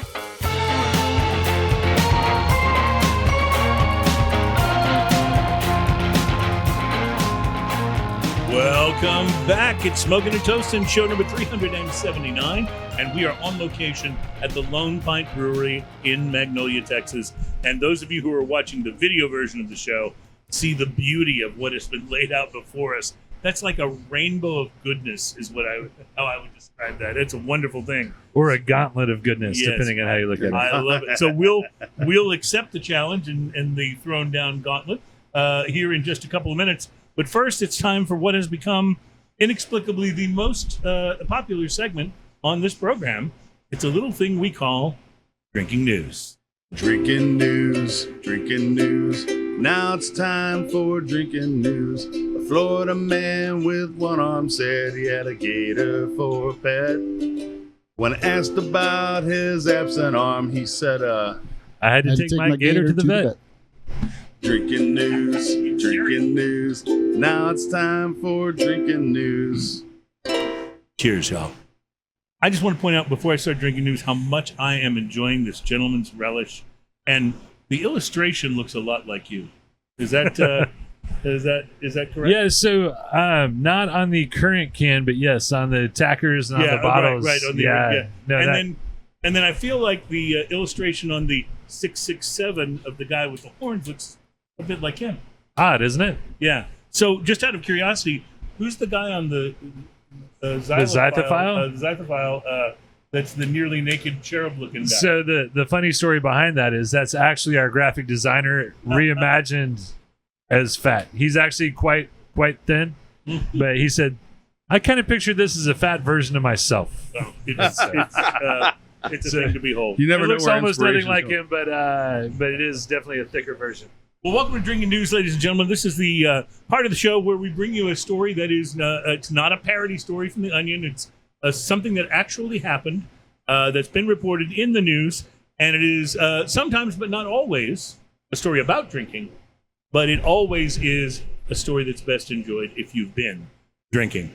And now, for our story today, one of the political hot potatoes that's been getting a lot of attention lately is cross-dressing. Now, that's not to be confused with being transgender, which is a whole other hot button. But cross-dressing is defined by Wikipedia as the act of wearing clothes traditionally or stereotypically associated with a different gender. And in today's Drinking News story, we're not going to debate whether cross-dressing is right or wrong or moral or immoral. We're just going to talk more about its effectiveness. Now, I've been to drag shows before, and I can honestly tell you that while some cross-dressing men are pretty good at appearing to be beautiful women, in many cases, the efforts, while they may be quite humorous, are not quite as successful. And cross-dressing actually goes back centuries, even being mentioned in the Hebrew Bible, as well as the Greek and Norse and Hindu mythology. In British and European theater, for years, the acting troops were all male. So any female roles had to be played by cross-dressing men. In American show business, Milton Berle, known affectionately as Uncle Milty, which makes it a little creepier, loved to dress in women's clothing on television, and even cartoon icon Bugs Bunny dressed up in female clothing, this is true, in at least 40 different Looney Tunes cartoons. Other characters like Elmer Fudd and Daffy Duck and Wile E. Coyote and Porky Pig and Sylvester the Cat also cross-dressed in Looney Tunes. And then there was the TV sitcom Bosom Buddies. Where two single men who worked in creative advertising dressed up as women in order to live in the one apartment that they could afford. Why do I bring that up? Because Bosom Buddies introduced us to the actor Tom Peter Hanks. Scolari. Oh. Yeah. Tom Hanks would go on to become nothing less than a national freaking treasure. And nobody disagrees with that. And some people don't even remember Bosom Buddies. That's right. But back to effectiveness. I'm sure you can stream it somewhere. Tubi, probably. Back to effectiveness, though. It's simply true that more often than not, men who dress up at women just don't quite pull it off. And that's the case in this week's story about a Florida man. Florida man. A Florida man who was arrested last week when deputies from a Glades County Sheriff's Office were investigating a stolen boat. A suspect in the investigation was identified as 33-year-old Joshua Kolotka after the boat had been recovered in Lakeport, Florida. And deputies began their search for the Florida man, and they eventually found him, but not without having to rely on their sharp detective skills. Because according to the release, the officers intercepted Kolotka when he exited a nearby home, but they had to do a double take before arresting him because the crafty Florida man had disguised himself. Knowing that police were on his trail, Kolotka was dressed as a woman. And as you can see in this photo, if you're watching the show on video, the Florida man is wearing a short blonde wig, sunglasses, feather-patterned powder blue dress, and a white top. What you will also notice is his distinct 5 o'clock shadow, which sort of undermines all his efforts to appear to be female. I mean, come on, Florida man. You went to all the trouble to put on a wig and sunglasses and a blue dress and a white top, and you didn't bother to shave? And maybe he was playing an Italian woman. I don't know. Because, of course, you did. That's wrong. I'm sorry. Because Florida. What did he dress when he was running through the house? Like, let me just run through someone's random house and just grab some dress. They'll never see me on the other side. Kolotka still, the deputies rather, were able to apprehend the cross-dressing thief, and he was arrested for 2 Okeechobee County warrants, along with the theft of a John Deere Gator UTV and the stolen boat, said authorities. Kolotka is still being held at the Glades County Jail. So he had all the getaway vehicles and he ran instead? It ran in a dress. And he couldn't run in heels, so they caught him. Kolotka is still being held at the Glades County Jail on the 2 warrants without bond, and he also faces a charge of, and I didn't know this was a thing, resisting an officer via disguise. Don't touch me there, officer. Now, even though our Florida man didn't quite do it right, if you're on the lam from the law and you dress up as a woman, there are some advantages to be found. Ian, I'm doing that pontificating thing. Get your filthy paws off my silky drawers. I'll bet you're wondering what these advantages are. And if you are, well, you're in luck, my friends, because as a completely unnecessary public service, we prepared for you another helpful, if highly questionable, Drinking News Top 5 list. These are the top 5 advantages to cross-dressing to avoid the long arm of the law. Top 5 advantages. Number 5, it's a good way to actually be able to approach women who would never talk to your ugly ass if they knew you were a guy. Number 4, you get to experience what many women describe as the single best feeling in the world, taking off high-heeled shoes at the end of a long day. Number 3, it's not all that expensive. That blue dress is on sale right now at Walmart for $11. Think about how much money you save. Number 2, making the investigative officer a little less incredulous when you refer to him as sweet cheeks. And the number 1 advantage to cross-dressing to avoid the police, number 1, when they arrest you and you show up at the jail wearing an outfit like that, you can bet you're going to be really popular. Somebody's going to protect you in jail. Reporting live from Florida, where I'm trying to figure out if this person I've spotted is actually a woman or if it's Harry Styles. My name is Cruz, and that is your Drinking News. Drinking News. That's our time for Drinking News. Cheers, all. Ian, it's really fun to see you strumming the ukulele with this cigar Yeah. in your strumming hand. So, I bring the ukulele. Mostly I'm a guitar player, but I bring the ukulele because it's inherently funny when your hands are this large. Mm-hmm. And you know what they say about small ukuleles? I'm not sure. You just need a small case. Yeah, that's right. So we want to get right to the beer because we only have a finite amount of time left in the show, and it has been beckoning me during the entire drinking news segment. So we've got 4 different things to try in this flight here. Tell us what we're looking at. So some of these are going to be familiar to you, and some of them are not. So we have the 2 base beers here, Yellow Rose and Tornado Shark. I think most people are familiar with Yellow Rose, but Tornado Shark is our American strong ale. I love Tornado Shark. And for those that aren't exactly sure where that falls, kind of think it's a little bit too big to be an amber and a little bit too small to be a barley wine. So kind of right in that sweet spot in between. So we have both of the base beers here, but then we have Yellow Rose that's been aged in red wine barrels. And you call that yellow rosé. Yellow Rosé. It turns that beautiful pinkish color. And it has that rosé color to it, yeah, for sure. Exactly. And then we have Tornado Shark that's been aged in grape brandy barrels. And so you'll be able to taste a lot of the. Did you make the grape oakiness from brandy? We did not make the grape brandy. Okay. No, we bought the barrels used and added Tornado Shark to them. And so you'll get a lot of that grape brandy flavor and a lot of the, oaky woodiness that you expect from barrel-aged beers. So, Well, try them on their own. Try them with their base beers. I'm going to start with, a staple at my house. The classic. In fact, I'm able to. That first sip was just a palate cleanser. I'm able to pot a very large plant on my balcony with all of the decomposing 6-pack holders that I had from you guys. It seems very fertile. The plant seems to be doing well. But this wow. is Yellow Rose, and this Sounds very responsible of you. Yeah, exactly. This is Ian, Yellow I see Rose. what you've just tried, and I got the oh wow feeling too when I tried. Wow. It. Yeah, really. This is brilliant. It is. It's amazing. I could say the same thing, and I'm just having the Yellow Rose. You're having the This is such a. This has such a different finish. Like, it actually changes the whole It's the yellow rosé. back end of the palate on it. And it's incredibly interesting the way it finishes with a sweet, almost a strawberry or berry kind of right? thing, It is a very berry sort of vibe to it, and this was, but again, still oaky. Red wine barrels. red wine barrels. Mm. Interesting because it doesn't come across as grape as it comes across almost berry. Yeah. Fascinating.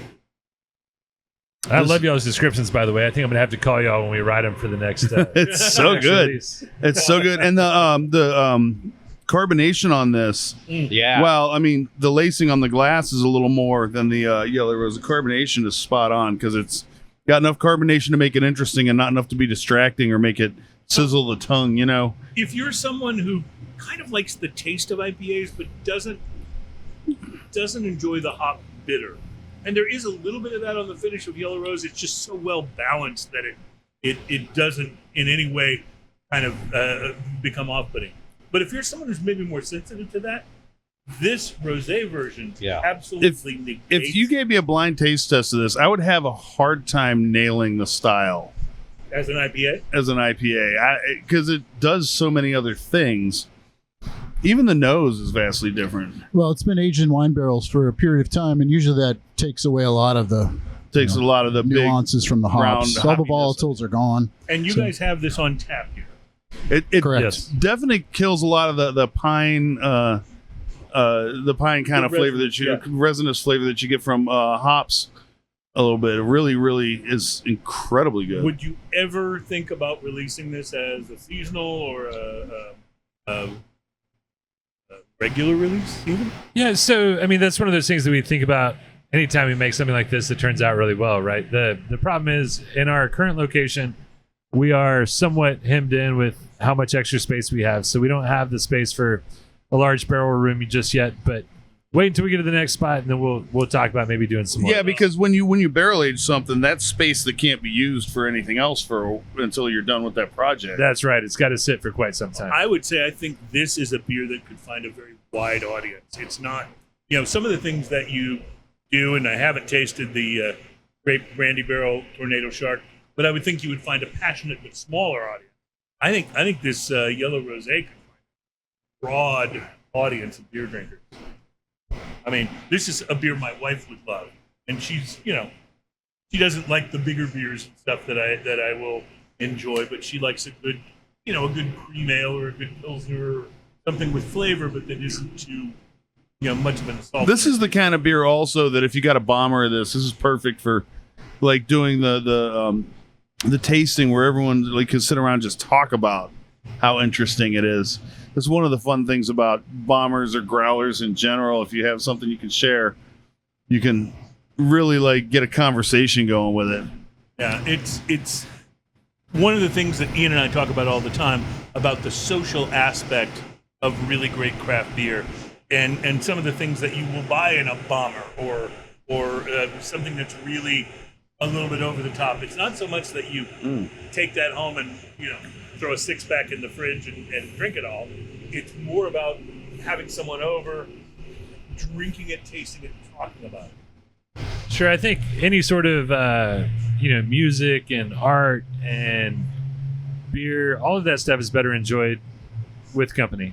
Agreed. And this is a good place to do that because you guys have music on the regular. You've got some great artwork from all of the things that have been created for your different styles of beer, and you've got, of course, great beer. So Thank you. yeah, all over the place. All right, we're gonna take a break. When we come back in our final segment, I want to talk a little bit about these last two. I haven't tried them yet, and I'm so looking forward to it. So we'll call the final segment the Tornado Shark segment, and it's coming up on Smoking and Toasting.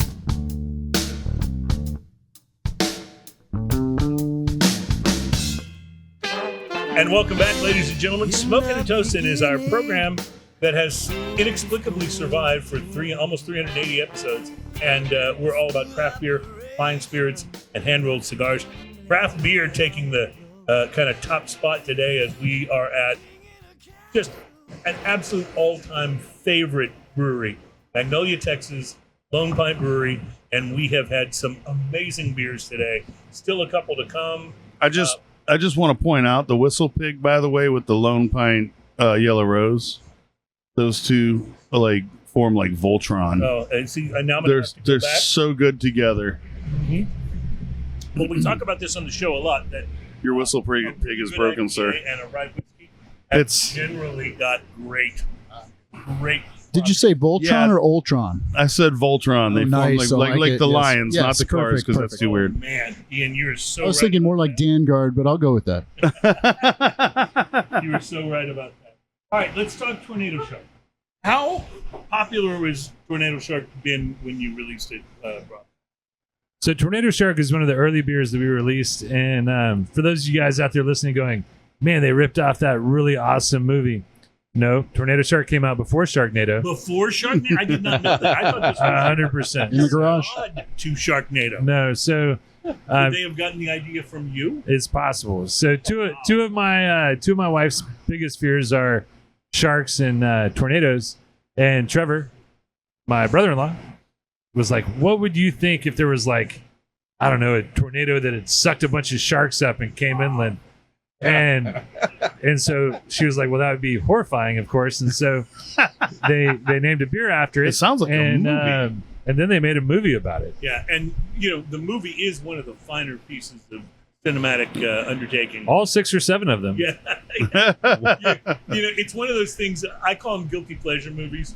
There's no way you'll admit to saying that it's good, but if it's 2 a.m. That's what I and call you're flipping through the streams, oh yeah, especially back when it was cable, right? that's what I call craptastic. Yeah. Hey, if it has Tara Reid, Ian Ziering, and Mark Cuban in it, how can it not be good? Point taken. Point taken. So then you took Tornado Shark, which is a tour de force all its own, and you put it in a special kind of barrel. Tell me again, grape brandy barrels? Oh, Yeah, you can so this smell the grape this on Tornado Shark has been aged in grape brandy barrels. You can smell the grape right on the nose, like it's got just a hint of grape. Wow. Okay, so earlier when we were talking about the mango blender Weiss, and I said, Oh my god! it tastes like real mango, like you really get. It's like biting into a mango. This is the same thing with the grape. Yeah. Grape is so legit as a flavor. It's wonderful. Ian, your thoughts? There's a warm flavor in there too. It's or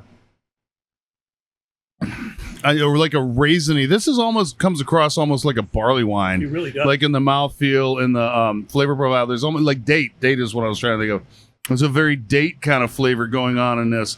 I absolutely love this right here. This is right up your I alley. would drink this floating down the river With anytime. that enormous cigar that you mentioned. Yes, earlier. with that 9x90 cigar that I got for my birthday. Just don't fall off your tube because it's about 9%. Man, I'm over 50 now, and I'm a bit overweight. So watching me try to get it back into a tube is a hell of a thing to All see. right, fall out of your tube. I'll pay for that. So, Ian, we only have a certain amount of time left in the segment.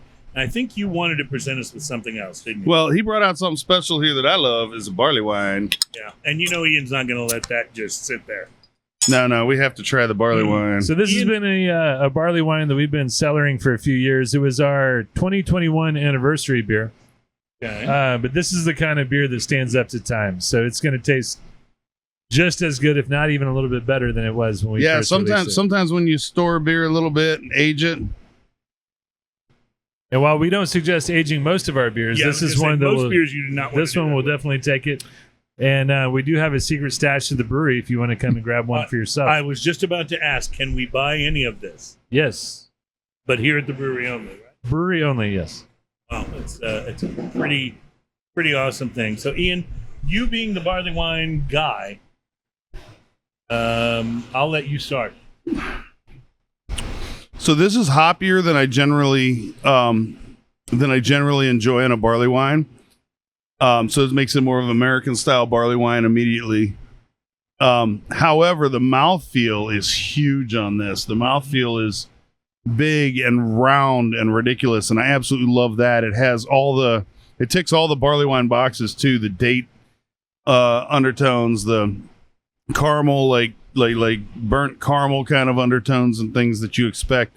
It's a little lighter in color than I kind of expected as well. But man, is it good. And I'll just mention, I'm smoking, I changed up to another cigar during one of the breaks. I'm smoking an AJ Fernandez New World Cameroon wrapper. Wow, does it go with this beer. I'm having a Trinidad. What is the name of this beer? Oh, So- this is Laser Kraken. 2021 anniversary ale. All right, well, I just, anything that has the Kraken reference to it, I just absolutely love. That's just a personal soft, I have a personal soft spot. Release the In fact, I have a Kraken. huge aloe vera plant. I have a huge aloe vera plant on my balcony that I call the Kraken. So apparently there's some sort of Yeah, so we have to say, so this was going to be our seasonal release every year at the end of the year. Yeah. And we've gotten a cease and desist order from the Kraken folks. And From the From rum. rum people, yes. And they've said you cannot do that. And so that's the last Laser Kraken that we make, unfortunately. Well, that's unfortunate because I can't see how they could enforce that. The Yeah, I was gonna say, Kraken can is you a own that? legendary sea creature. They don't own the Yeah. copyright. To Can't that. call it the zebra because, what? Yeah. that You would doesn't be make sense. surprised what high-paid attorneys can figure out. Oh, hell. I understand. 'cause This Well, is and not even- our first and probably will And the not be our problem, the last. problem with that is too, is even if you hired an attorney and you went in and beat that, how much money would you spend on the attorney fees and Oh, everything else? I could only imagine if we could beat it, maybe up to $50,000. I mean, so like they and- have and that unlimited makes it- pockets. That makes it totally not worth it. But what so. are they afraid of? It's not even the same thing. I mean, I get it if it was a bourbon or something that you were coming at them Or- with, yeah, but or you know, especially like a rum or it's something. But They're yeah. just protecting their brand. That's all it is. Well- They're protecting they want exclusive rights to the word Kraken. That's what it gets down to. Just to give you Well, guys a little. they're going to have to take that up with the Clash of the Titans movies Yeah. and Greek mythology in general. I wonder if they sent a letter to Greek mythology. Hey, listen. We're guys stealing all my stuff. We're no strangers to this here at Smoking and Toasting. In fact, the original name of this show was not Smoking and Toasting, although I like Smoking and Toasting better, ultimately. But the original name of the show was Sip, Smoke, and Savor. That was the original name, and we did a number of episodes under that name. We got to about 45 episodes, I And think. then we got a kind of cease and desist. They sent it on Facebook Messenger, but it was a kind of cease and desist from a company in California that does champagne and chocolate-covered strawberries And cigars. and delivers them. No, they don't even do cigars. Oh, not even. No, It was the most condescending note ever. Yeah, The note started off with, "While I appreciate that you guys have a hobby." I mean, that's how it started. Not even the same industry. Mm-hmm. No. Yeah. So I went to our lawyer, who's very good and also a really funny dude. Shout out Daniel Sanders. But I went to him and said, "What do we do?" And he goes, "You could fight it, but it's going to cost you money." He goes, "My recommendation is if you just come up with another name." And thankfully, Ian came up with Smoking and Toast, and I'll go, "That's way better. Let's don't fight it. Let's just change the name of the show." And, the rest is, drinking and smoking history, I guess. So now we call this bottle Not Laser Cracking. Not laser. Not laser cracking. I love it. I'm sure that would work, right? That would keep you out of. Oh If yeah, you'd like for to come sure. by and buy one, ask for the Not Laser Cracking. Well, some breweries have put censored across the word, so we could do that just to agitate them, but we're not. Well, if I were to come up with a good name for you to rename it, would there be any cracking? Is that a drug? I don't understand. If you come up with a great name, we'll name the beer that, and then C&D you. Okay, perfect. We're first to market. It's ours. You could call it, Smoking and Toasting Ale. I don't know. So, speaking It's of which, so good. not to put you guys on the spot, but we would love to do a custom beer with you, some sort of limited release. Is that something you're set up to do at all? I'm not asking you to commit. I'm just saying, is it even feasible?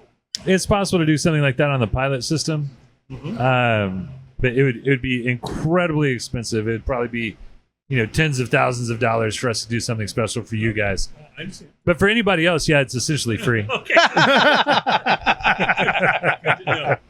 No, I'm playing. So yeah, we don't do a lot of one-off stuff, but it is possible for us now that we're doing a lot more pilot batches to do some small batch. The new Lone Pint Smoking and Toasting Imperial IPA. Only $140 per 12-ounce can. Bargain. Maybe y'all can come up and brew with us on the pilot system. Love that. Love that. That'd be a lot of sounds fun. I just wanna do this 'cause amazing. It sounds like it'd be really Yeah, fun. that would. No, Be. it would be. I'm not trying to It'd make be. any money. I just think it'd be really fun. Yeah. So, well, guys, we so appreciate you inviting us to come and hang here at your amazing facility. And I know if you do wind up relocating or reimagining this, that it'll be even more awesome. I hear there's some office space right next to our studios. Well, yeah. And that would be a wonderful location. I mean, if you guys, There's nothing I want more than to commute in and out of the Galleria every day. if you guys were closer to my house, I'd be there all the time. That could have a serious impact on sales. That's all. But is it up or down? Yeah. Oh, no. It'd be up, I promise. Up for you, down for the rest. Thank you guys so much for allowing us to do this show here. You've been so much fun to talk with. We absolutely love your beers. So we're like fanboys in fanboy heaven over here. And we appreciate it. And thank you so much. And obviously, you're welcome on the show anytime. Anytime you just want to come in and say, I had to take my gator to the vet, that's cool. But we love and appreciate everything that you do. Your beers are wonderful. Please keep making them and make more. We will buy them. We will drink them. Have a wonderful week, everybody. And as we like to say at the end of the show, cheers. Cheers, y'all. Cheers.